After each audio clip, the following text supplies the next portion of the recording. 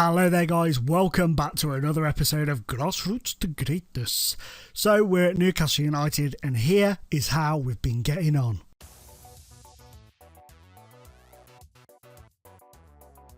Our first game in charge was away at Liberty Stadium and we pulled out a fantastic performance with a 3-0 win.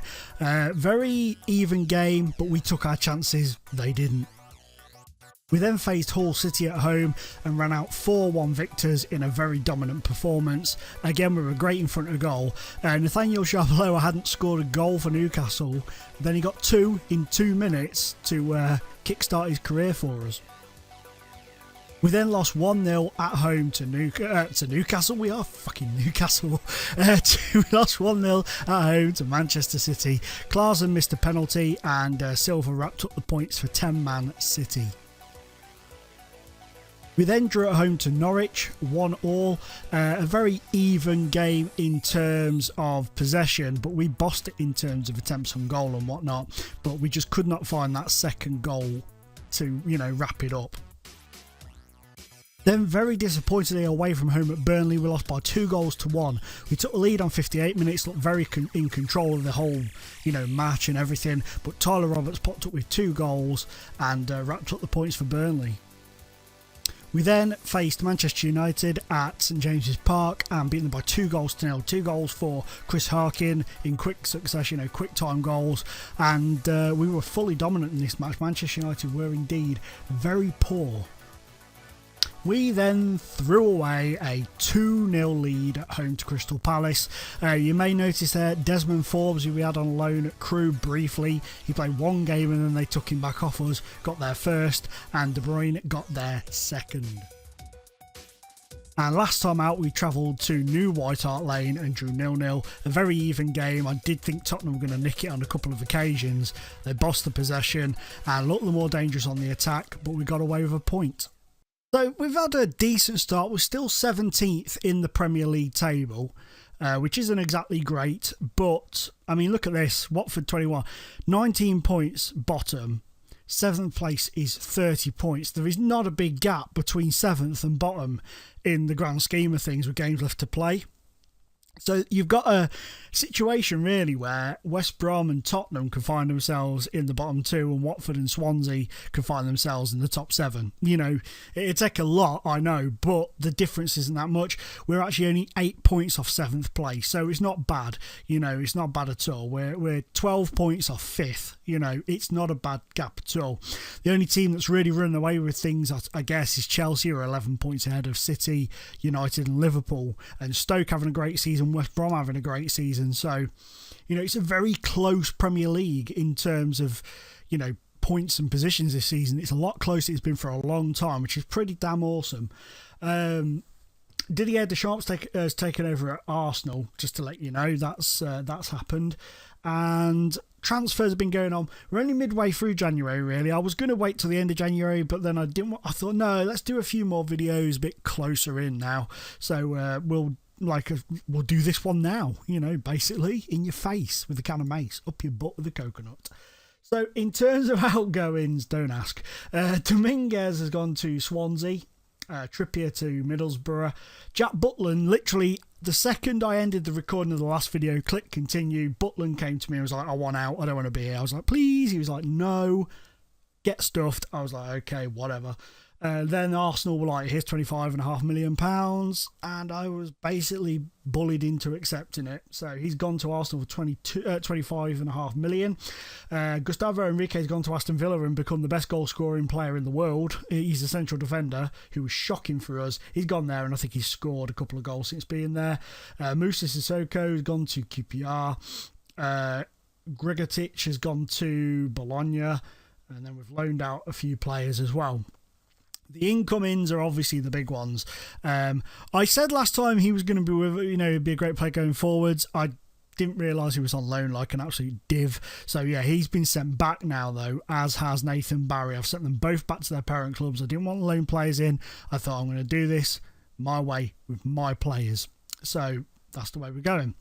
First of all, we signed Morten Sondergaard from... Is it Midtjylland? I can never I never know how to pronounce their name, but we'll go with Michelin. Michelin star. We've signed him from them for, what was it, £7.2 million. He looks a very decent prospect, 21 years of age. He's made an appearance for Denmark now. He looks very solid. His stats are good, and I think he's going to progress to be a really decent player in the centre of the park. Jason Denayer is a bit of a steady Eddie signing in Football Manager. You know you're going to get a decent run from him. He's always a very consistent player in Football Manager, I've noticed. And we brought him in from Tottenham for $5.5 million, and I think that's a snip considering he's now instantly worth 13.7. And he's been very decent since coming in. He's had a very good start for us. Jesper Lund came in for £3.8 million. Bargain! They wanted originally about 17 million, and I was like, I'm not paying it. And then they rejected my bid, and he really chucked his tail out the pram. He was like, look, you're not playing me. I want to go. Newcastle want to buy me to play me. And we did. We brought him in. They accepted a bid of much, much lower, which was hilarious, just to get him off the books in the end, I think. And he's only 19, but he looks a very, very good goalkeeper. His reflexes are amazing. He's not an eccentric lunatic, which I like. And he is a very decent goalkeeper. And I think he's going to really kick on and become one of the best goalkeepers in the world on the game, or at least in the divisions that he's playing in. Very good at one-on-ones as well. And his aerial reach is spot on. He's come in and he's done very, very well for us. In the league, he's not conceded. He conceded 2 goals against QPR in the Cup, but that is it, and he's done very well. And then a familiar face.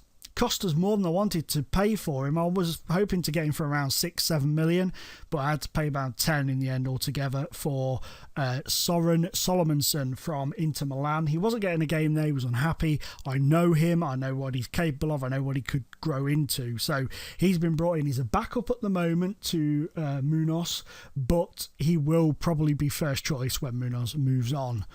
That's the plan anyway.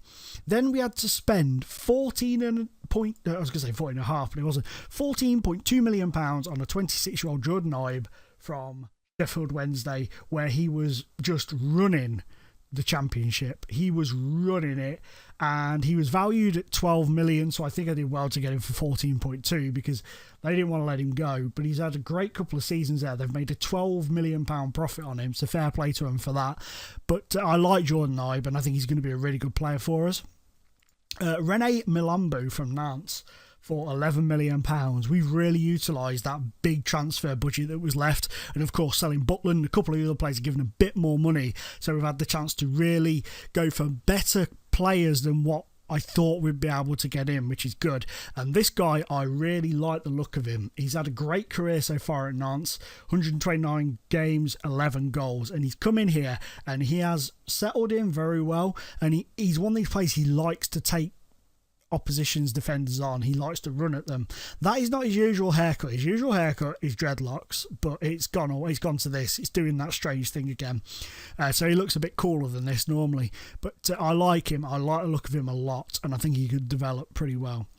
Jack Musselwhite. Now, I wasn't planning on this guy. He just was sort of...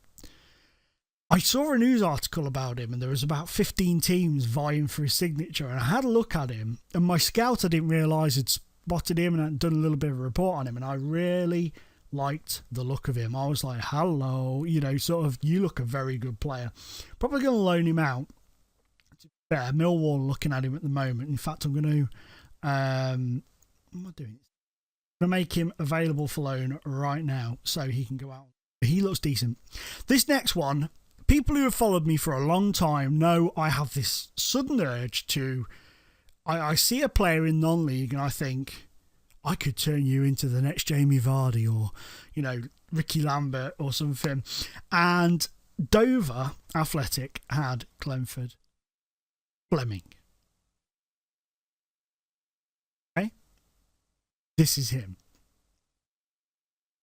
He doesn't have the best stats. He doesn't have the best report. Okay? Goal record is very good. And I actually went and watched him play a game, and I really liked the way he played. He runs at defenders. He takes them on. His dribbling's only 9, but he's very good at taking defenders on. His finishing in the game I watched him in was unbelievable. I know it's a much lower level. And then I realised he was available for free. And I thought, you know what? Sod it. I'm going to bring him in. I'm just going to do it. You know, I can't. Why don't you do a bravery test? I'm going to bring him in as my bravery test. I used to do this with kids on my other saves. I used to just like throw really standard youth players in, and I remember years ago on the Hinkley save, we turned a left back and a right back from really bang average youth players into England internationals, just from playing them. Really helped them out, and they became amazing players. I can't remember their names now. I think it was one of them Pennock. Something Pennock was the left back. And I can't remember the other one's name, unfortunately. But yeah, so I thought, screw it, I'm going to bring him in. And he has actually come off the bench and played against Tottenham for the last 20 minutes. And he looked okay. You know, he didn't look out of his depth. But he's 21. And I thought, screw it. If he doesn't do well, I'm sure somebody will pick him up for a couple of $100,000 from a league team. So sod it. You know, I just thought, let's just give somebody a chance. Let's give someone a go. So that was him. And then Islam Abakarov, isn't he? It's Abakarov because it's Russian. It's not Baker, it's Abakar. So Islam Abakarov looks like he had the hardest paper round in the world. Look at that. He was stressed. He's going bold at the age of 19. He's got a touch of a Dean Ashton's about him. And he's a wonder kid. Sweet. But look at his finishing, his first touch and his acceleration. He's just yeah, Homer Simpson drool coming on here. He looks amazing. And he's cost me 25.5 million, which was his release clause. Thank God, otherwise I'd have wanted about 90 million for him. And that was the last of my transfer budget, wrapped up and gone. There's nothing left now. I've used the entire lot to improve the squad. He's only played 22 games and got 8 goals for, I was going to say Monaco then. Why would I say Monaco? It's nothing to do with Monaco. Spartak Moscow. He's had a great time for them, and I just think he's going to be amazing. I really do. I really hope he settles in. Obviously, we've got the language barrier to work with, but I really hope he settles in. I really, really do. So today we're going to have the live com against Crystal Palace, the replay. I was so freaking annoyed that I ended up drawing. Oh, man. Unfortunately, Eichelman is out injured for today's game. Glenford Fleming is cup tied. Mickey van der Hart wants out, so I'm obliging him. I'm going to let him leave. Virgil wants to go as well. And Theo, I just don't like him. He's a poor player. And unfortunately, Abakarov is cup tied today, so I can't give him a go. Every time I do that, I have this funny feeling that I've been talking to myself for ages. Well, I have technically, but you know what I mean. We've not recording going on, which would be just sad. It'd be a sad life to lead, wouldn't it? Some people would say it's sad enough that we sit here talking. We sit here talking to the computer. Go on, go, Stephen freaking Corker. Oh, he's offside. I kind of knew he was. When I started getting a bit carried away, I suddenly realised there wasn't anybody around him. Hoping I'd get away with it, but I didn't. Well done, Corker. He's kind of winning me around a little bit. Touch wood, he doesn't cock up now, but he is kind of winning me over, Stephen Corker. I've been preferring him to a couple of the other guys, and he's been doing really, really well. Go on, Jose. Go on. Oh, Jose Perez. Got a couple of goals early doors for us, but he's not done much. I know he's more of a top man, but he can't. I've tried him up top, and he does not play that complete forward role very well at all. He really seems to struggle with it. So Chris Harkins, I put in, he's just started scoring in that role. So I don't see the point in bringing him out from it. Almost every game, Janmat and Munoz get booked. Go on, Harkin. Great ball to Janmat. Go on, eBay. Great eBay. Jose with a fantastic finish. I meant Ibe. I don't know why I said eBay. I keep calling. Oh, that was it. It's my friend calls him eBay. No, it's Ibe. My friend calls him eBay all the time, and it kind of sticks in my head, so I apologise. But you people, I bet you the first time I called it him, people were straight in the comments, it's not eBay, it's Ibe. I'm going to call him eBay. So pre-warning to all you pedantic swines, I'm going to call him eBay because it's funny to me. Great ball from eBay. Jose with a fantastic volley. Poor from the goalkeeper and McCarthy there that they didn't kind of, between the two of them, didn't manage to block it, but I'm not going to complain.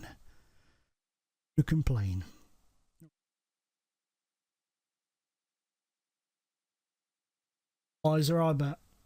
Yeah, in off the post, Carrillo. Poor defending and possibly woeful goalkeeping. He's only a young keeper though, so I'm not going to be...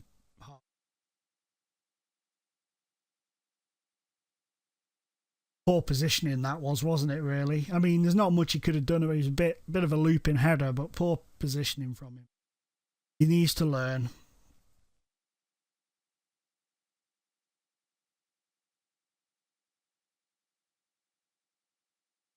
Fun. On eBay.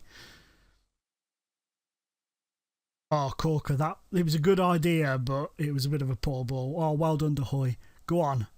Oh. Uh-oh. Not bode well. Oh, good save from Lund. It was pretty much straight at him, but still, for an FM goalkeeper, that was a good save. Normally, if they hit him straight at him when I'm doing a live comm, they'd dive out of the way. Right, okay. Oh, that's really got them going, hasn't it? My life. We're still trying to implement that spirit that we had at Perugia and Inter. We're trying to still drill it into them, which means being harsh on them at some points. You know, when they're poor, we're harsh. When they get sent off, if they get a straight red, they get fined. If they get a booking and a red, it's a warning. And then if they get a straight red one game, come back, get a straight red next, and it's a 2-week fine. You know, we go on. Oh, we're very rough on them, me and Tade, but it works. It worked. I mean, you can't deny it. Perugia, it worked. At Inter, it bloody worked. You know, and it's starting to have an effect. Go on. Oh, it's starting to have an effect here. You know, it's slowly starting to sink in with them. You know, the brain. Time for some swappers. Oh, hang on a minute. Oh, it's cleared. Oh, no. Well done. Oh, well, until then. What's the point in busting your balls to get there to stop them from breaking away and then just let them have the ball back? Go on, Ibe. Get in! 2 from Perez. He atones for his dodgy manoeuvre. Great play between Harkins and Ibe. Look at, a little jumping karate kick volley there from Mr. Jose Perez. Wax on, wax off, old flower. Don't let him get straight back into it.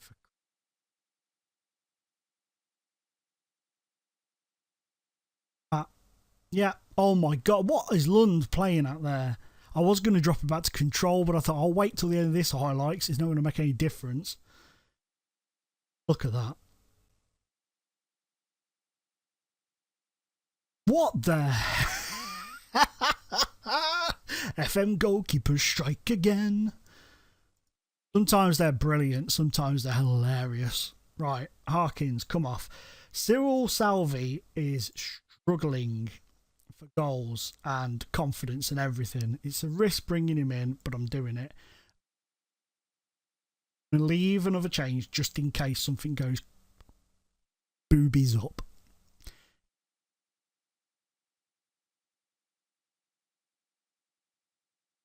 I knew that. I was just testing you, lot. Honestly. I mean, I don't want to say we could redo without extra time because I don't want that to then Sod's law of them scoring, which they're going to do anyway. Or never not.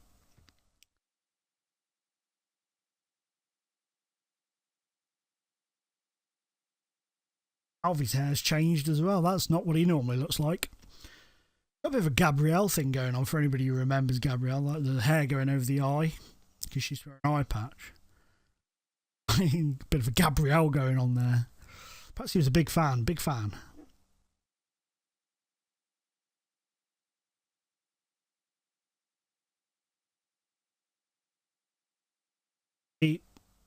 Are we going to extra time here, or what do we reckon? I think we are, aren't we? Oh, poppycock. Tell them whatever you're going to tell them, and now we need to decide. The Hoy is absolutely cream crackered. Absolutely cream crackered. Sharbaloa. Last throw of the dice.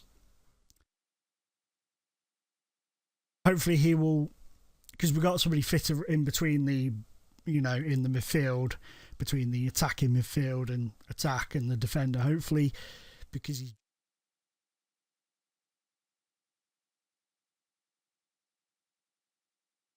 I don't like it. We should have been through. We should have not threw away the 2-0 lead from the first leg. Threw away a 1-0 lead today. And a 2-1 lead.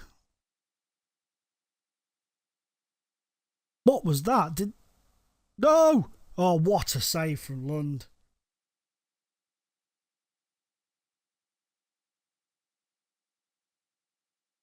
They've got the bit between their teeth now, haven't they? Let's team talk.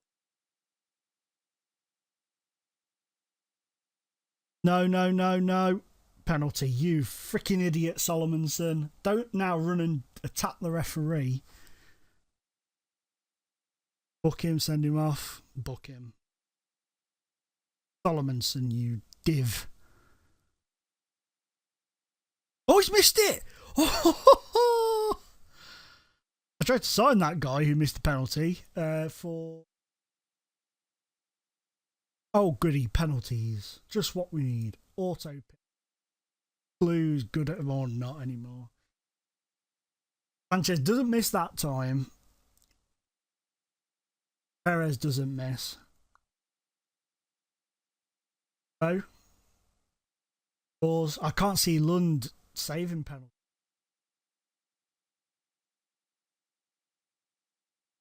I knew it. It showed him running up from up there. Oh, so close. We're going out, guys. Oh my God.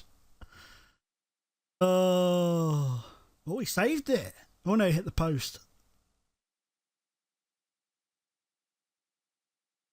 Not going to miss two in a bounce like we did.